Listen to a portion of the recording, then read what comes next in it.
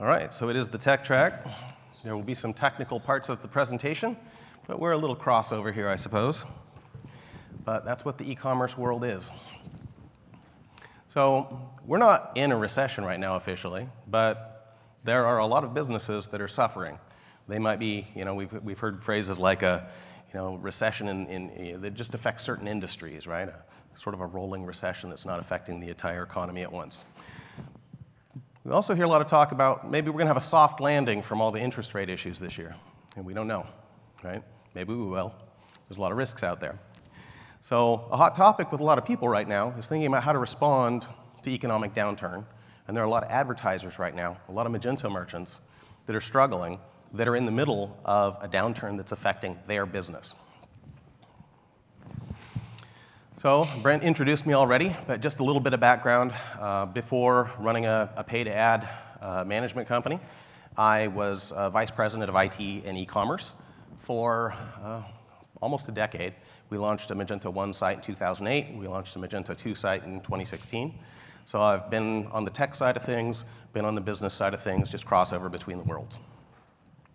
Psyberware is a small agency that specializes in ad management just for e-commerce merchants. Probably about half of our clients are Magento merchants. We deal with all aspects of ad management, but also with interesting integration issues between the ad platforms and the Magento site itself, and the other e-commerce platforms we also use. So the agenda today is going to be pretty simple. I'm going to talk about some things about facing reality. What does it mean to be in a downturn, right? And what are some common responses, and maybe what are some problems with those responses? Then I want to talk about some optimization. Here's where we're going to get a little bit more into some technical weeds, right? What can we do to make the Magento site and the ad platforms work better together so the ads perform better and we squeeze a little bit more juice out of that lemon? At the end, I want to talk about just diversifying a little bit, trying some new things, setting ourselves up for future success as we come out of whatever downturn we're experiencing. So first off, let's face the music. If a business is going into a downturn and they're seeing a real slump, it's going to be hard, right? When people start to see their business results slack off, they usually follow a couple patterns, and sometimes it's one after the other, right? So frequently, the idea is, oh no, the world's crashing, our results aren't as good, we need to preserve cash, we need to cut expenses. And so there's a knee-jerk reaction to look at what the biggest expenses are and to cut. And oftentimes advertising is one of those biggest expenses. But there's also another reaction that is, let's buckle down and really try hard and do better and get the results that we got last year. Let's make sure we solve the problem that's occurring right now and get our numbers back up. And if we don't get the numbers back up, some heads are going to roll, right? And so frequently we do one of these and then we do the other of these and they all get combined into a big mess. Let's talk about what happens when you cut ads entirely. You see that ad budget is a major expense and you say, we got to axe that in order to save cash. This is a real example from a real merchant who faced that at the end of last summer. So early on in the year they were growing, their costs were going up, the revenue was also going up. If you notice, by comparing those two graphs, though, once we hit summer, revenue started falling off a bit relative to the costs. Costs kept climbing. That's interesting. That business is definitely experiencing a little bit of a downturn in their industry. They know they're in an industrial downturn. Their competitors are also facing a similar issue. Their suppliers are saying everybody's having problems. They made the decision to cut the ads entirely.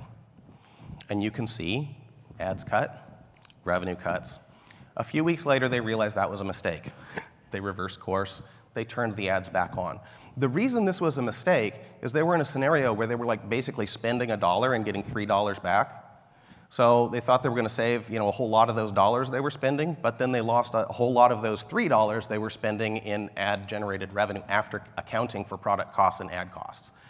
And their cash flow got a lot worse all of a sudden. They didn't save any money at all. They made it worse. So then they started to try to ramp back up. And note that the ramp up goes slowly because we're dealing with systems where there's machine learning algorithms, machine learning models that have learned what works for your ad accounts. And when we stop the training data going in, they no longer have accurate current data, and they have to reset and start over. And you've also changed the dynamics with your competitors because you just gave them a huge gift. They just got a boost in their revenue. Their ads are performing better, so they're spending more now. And now outbidding them to get those clicks is that much harder. A way to think about profitability in the ad systems is that there's this interesting response curve where as we spend more up to a point, we make more. And then past that point, we make less. There's a point of maximum profitability.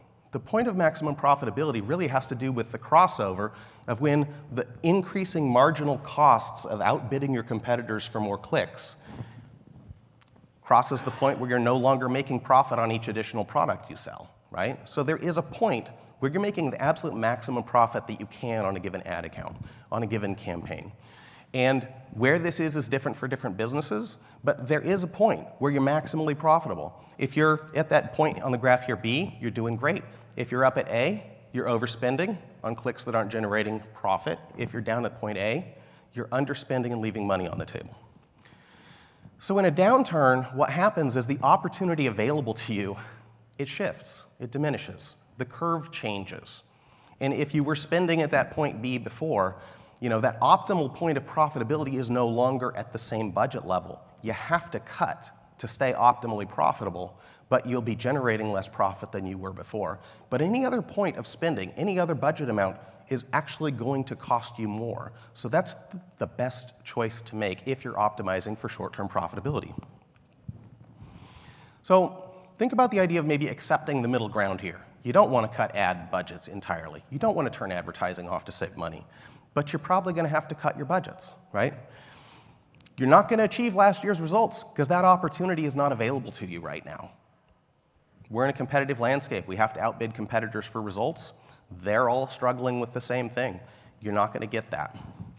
So instead, there is a gem of wisdom there about trying to optimize everything you can and squeeze everything you can in terms of performance out. And that is a very good gem of wisdom. Like, we want to do that. We want to optimize as much as we can.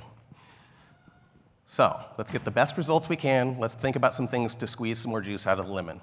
I'm going to talk specifically about a few issues that are common with Magento merchants right now and are a little more on the technical side. These are things that dev agencies could help their merchants with, ad agencies could help their merchants with, merchants who are doing things in-house could do a little bit better on. So number one, a lot of advertisers have far too many campaigns. And again, think about the fact that ad campaigns are really using machine learning models to figure out how to bid based on a whole lot of different factors. Those models feed on data. We need to give them the most data possible for them to perform the best that they possibly can. When we fragment ad accounts into a whole lot of really little tiny campaigns, we're splitting up the data in a lot of little buckets. The campaigns don't optimize as quickly, they don't optimize as well. And there are frequently opportunities to optimize just by merging campaigns that are redundant or don't need to be separated in together. There are reasons to split campaigns separately on accounts, but a lot of campaigns are split separately just because some manager in the business wants to have data on separate line items when they're looking at a list of campaigns just for reporting purposes. So I always think it's important to think about driving performance with your campaign structures, not setting them up for reporting. There are other ways to report on the data. One of the really good reasons to split campaigns out separately is when you're dealing with a merchant that has products that have a whole lot of different gross profit margins. There are some merchants where all of their products are 40% margins, but most merchants have products that are 25% margins, and then we got a cluster of products around 35, and we got some that might be 50 or 60% or 80%, right? We should be treating these products differently. And if we're feeding these out in data feeds out of Magento, and we actually can flag them based on profit margin levels, we can segregate them into different campaigns that are bid more or less aggressively. And this is just another example of that idea that if we're, we want to not leave money on the table for the really profitable products, we want to spend more to get more. But the really low margin products, we don't want to spend as much. We don't want to overspend and lose money on those. There's a place where we can set our targets where we're maximally profitable. So here's an example of a business that has budgets that are fairly flat throughout the year. Okay? And then at the end of the year, you can see a spike up for holiday sales. They want to spend more around the holiday season. And the same principle applies to this sort of scenario. So the graph on the left here is budgets over the year. The graph on the right is performance over the year, ROAS, right? Note that summer has an awful lot of performance. Springtime into summer, that's where there's an opportunity to make a lot of money that's not being met by raising the budgets. Later in the year, actually, even though we're spending a whole lot more in the holiday season, because that's when people are shopping, right? But that's also when competitors are spending more. So there's not actually a proportionate lift in the results late in the year. So if you do an analysis on something like this and instead split the budgets so they're spread differently throughout the year, just spending the same annual budget but flexed throughout the year in a different way can easily give you another 5% revenue for the same spending. All right, tech issue here. Most Magento merchants are using a very simplistic feed generation tool. They're using a very simple extension that came with some built-in templates, and they're just plugging the Magento product attributes into this template. They're uploading that to all the different platforms that they're working on, right? There's a lot of opportunity for improvement by implementing all the other things that you can do in a product data feed. So most Magento merchants still haven't implemented product attributes that Google added to their product data specification in 2020. They're still using, maybe they're adding 10 attributes into their data feeds, and if they put some work into it, they could really flesh out the data. They could be putting 20 or 25 attributes into their data feed per product, and that would help with product matching to user search queries. Yeah, obviously, more sales would come from that, higher conversion rates. A current issue right now is third-party cookie deprecation. We are losing the ability to set a cookie on a user's browser and then add them into an audience and show them remarketing ads or bid higher for them when they search for our products in the future. So one of the things that can be done now is to create audiences based on customer data, where we take some token like an email address, do an SHA-256 hash on that, and we submit a list of these hashed email addresses to Google or Meta or LinkedIn, and we create audiences of people who are past customers or our best customers or people that are on our email marketing lists that we're communicating with on a regular basis for email. So setting up audiences like this can give us the ability to communicate with our customers as we lose the ability to put them in audiences with cookies. And that's rolling out right now, right? So this is a current issue that will have a huge impact on performance this year. Enhanced conversion tracking uses a similar technology to hash the user's email address or some other information like that and pass that along with the conversion data. So that hash data enables better cross-platform conversion tracking. It also enables conversion tracking in situations where some of the data is being blocked or even when they're blocking conversion tracking with browser extensions. Enhanced conversion tracking can lead to a few percentage points more conversions being tracked, and that might not sound like much, but that might be a little bit more later in the year due to cookie blocking issues.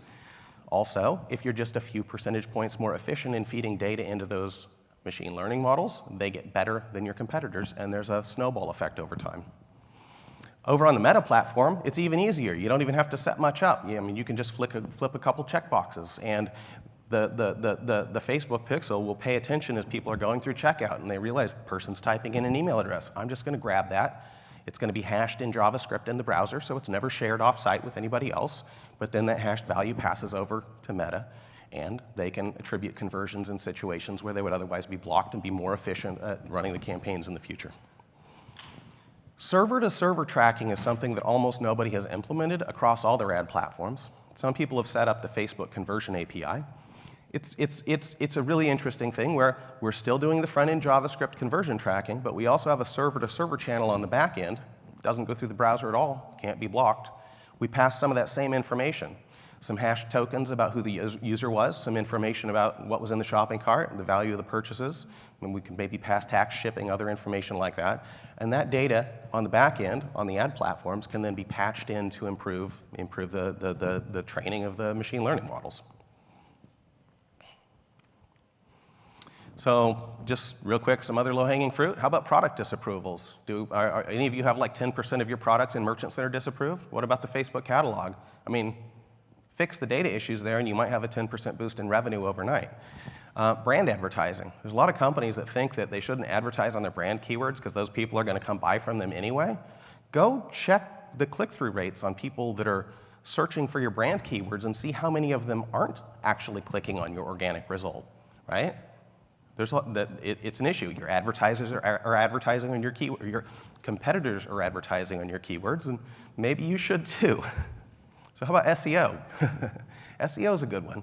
So officially, Google says your organic search results will have no impact on your advertising. That's true. They don't directly have any issue, any interaction. But there's this sort of side channel that's interesting.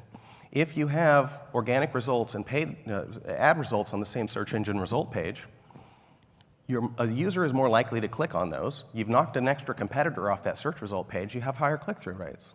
Click-through rate is one of the key factors that drives the quality score mechanism that Google uses to determine how much you have to pay per click to win the auction.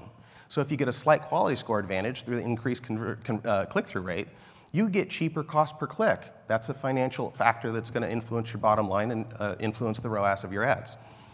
So we're here at Meet Magento, Florida, right? There's a lot of opportunities to explore other website improvements. The thing to think about is every website improvement that improves the website's conversion rate is going to make the ads more profitable automatically without spending any more money at all, right? It's a way to squeeze a little bit more out of it. So I'm going to talk about just a few ideas about how to diversify, and then we'll wrap it up.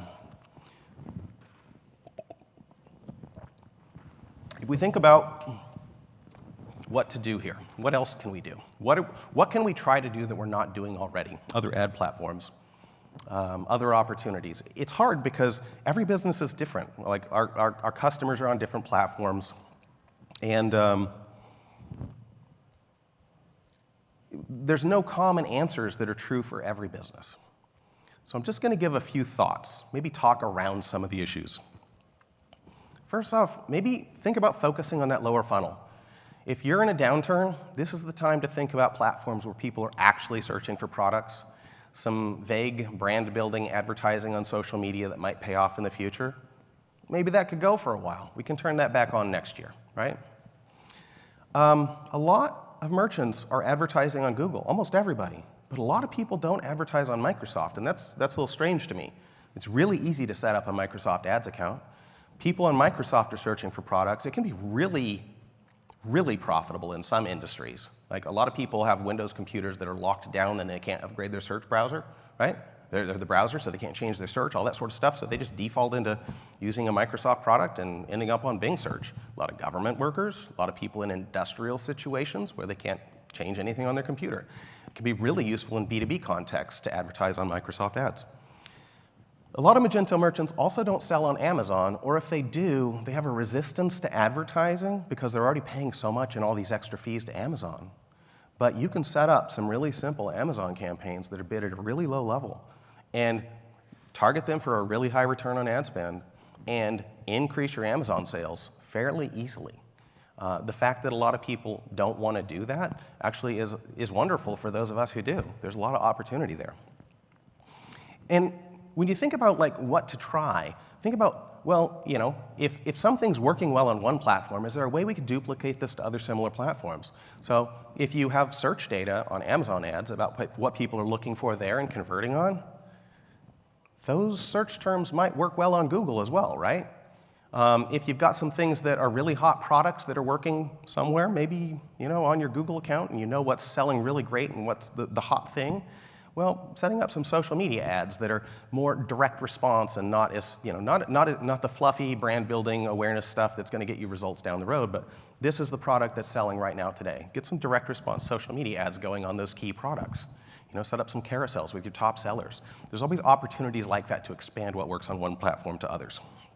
I would say, when you're figuring out what to cut and what to expand on, just be really careful about social media attribution models and how they count their conversion tracking and what's going on with them displaying products on audience networks. We frequently have situations where ads are shown out in, you know, on third-party websites when you're running ads on another platform, and they're attributing conversions based on people just passively viewing that ad, not interacting with it at all. It's a huge cause for double counting conversions, so it's usually good to be skeptical about those numbers and really understand what they mean. So what else can you try? Social media is really great for narrowing in on particular audiences. There's obviously a huge shift the last few years to short form video. If you're in a downturn and you don't have a lot of money, but you do have time, you might want to just play around with that. You might want to spend some more time on platforms that you don't normally use, just as a user, and pay attention to the ads on there, what resonates with you, what looks like it's working. Think about where your customers are moving and stay in front of them. So we'll wrap it up. Remember what I said about those two most common responses to a downturn earlier on. It's like either we're going to slash the ad budgets to save on expenses, or we're going to try to achieve last year's results by trying really hard and firing people that can't pull their weight because they're not performing anymore, or some combination of all of that. Your competitors are going to make these mistakes, and that is actually the best possible outcome. If you avoid these mistakes and your competitors make them, then you're in that wonderful situation. Your competitor dropped their ads to nothing, and you get this beautiful spike in sales. It's lovely. Happens all the time. Or they fire the key people in their marketing department that couldn't perform, and now coming back out of the recession or downturn, their best people are gone. Those are the people that got them their growth during the last business cycle. Think about that. There's a huge opportunity, but the biggest opportunity is as you're coming out of that. So, to wrap it up, what matters the most? Face the reality that you're probably going to have to cut. You're probably going to have to spend less and you're going to make less. But don't turn the ads off, right?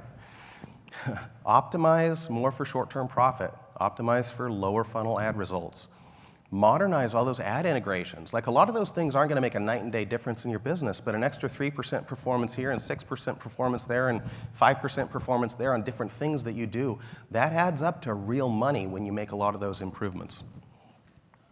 Really look into server-to-server conversion tracking. As there's a lot more ad blocking on the front end, this is going to be increasingly important. Right now, it's kind of hard. But if you can get ahead of the curve on that, you're going to be ahead of your competitors. And seriously, experiment and try some new things, especially if you are in a downturn and you actually maybe have some time and you don't have as much money. Try to invest some of that time in some experimentation with low-dollar experiments and see what you can do. This is all about getting ready for the rebound. So as economic conditions improve, you're able to really grow as the market moves back up. All right, that's all I got for you today. Probably not a lot of time for questions, but... Well, we do have a few minutes for questions if anybody has any. Okay. Hands.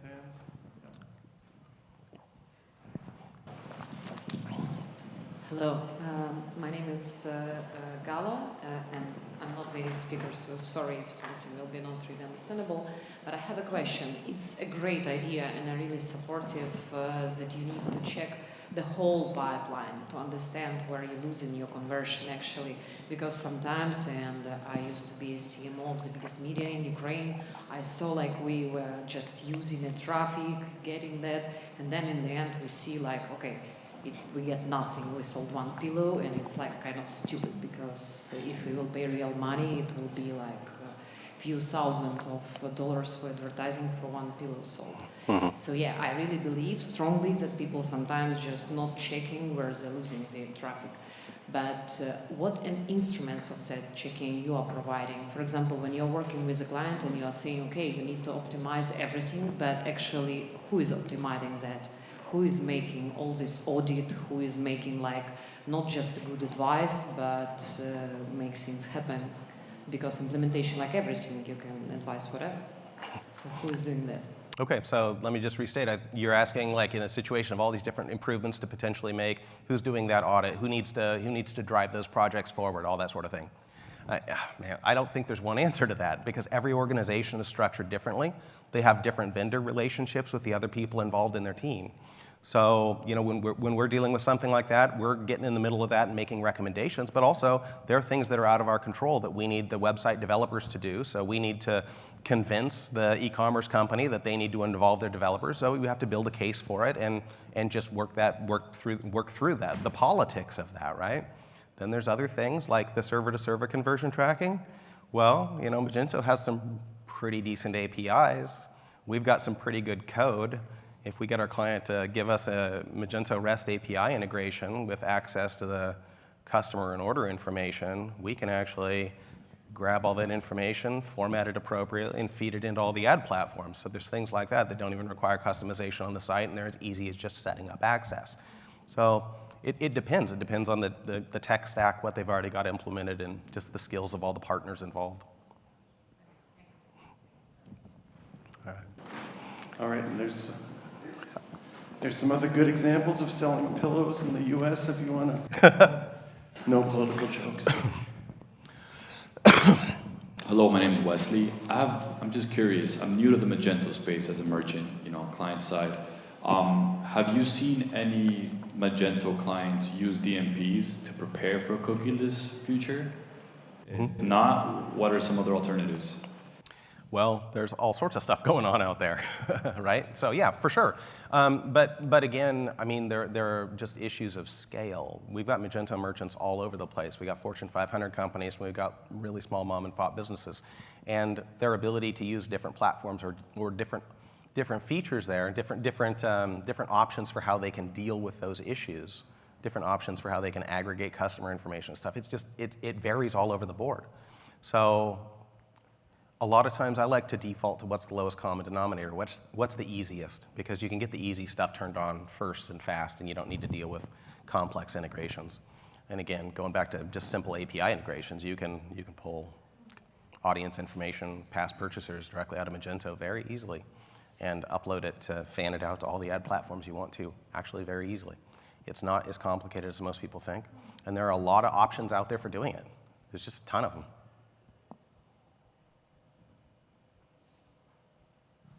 We still have a few more minutes if anybody has questions. All right.